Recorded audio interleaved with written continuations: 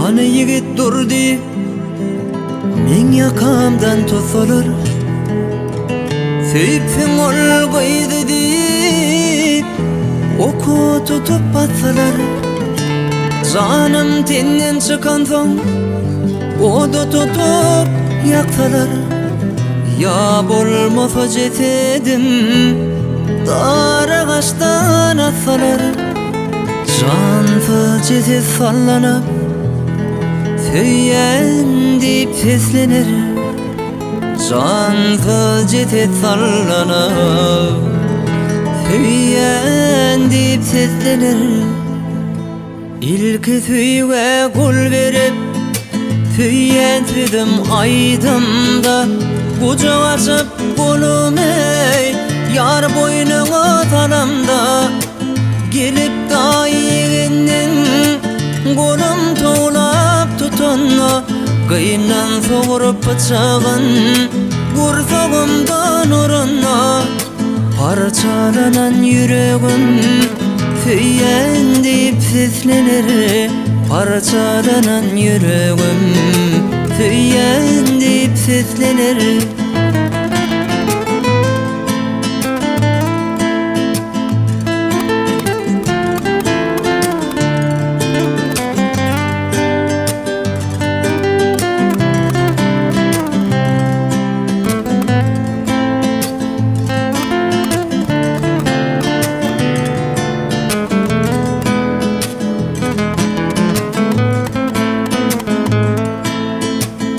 Eneň ataň dogunum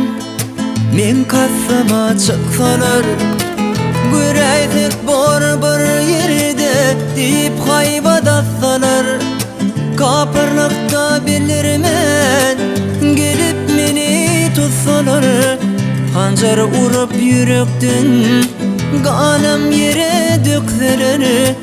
Garamadygan zaryňlap Söyyen diýip seslenir, Garamadygan zaryňlap Söyyen diýip seslenir. Bu jedany az görüp kellem kelip atsalar, Başsız galan güremey soka salıp dıksalar, Doğranan netlerimey öz ganyma yusalar, Gana yulan etlerimi kuşlar kurtlar iseler, Kuşlar kurtlar ulaşıp Söyyen deyip seslenir, Kuşlar kurtlar ulaşıp Söyyen deyip seslenir.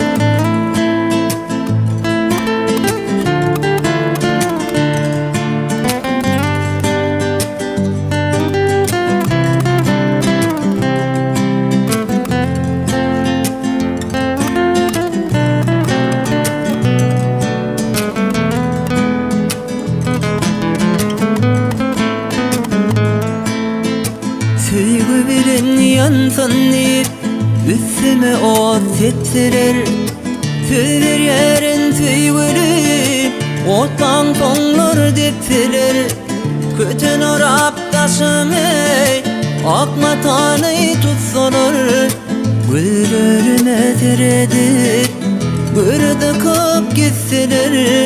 Tümmek tutun gawrymam Söyyen deyip seslenir, Tümmek tutun gawrymam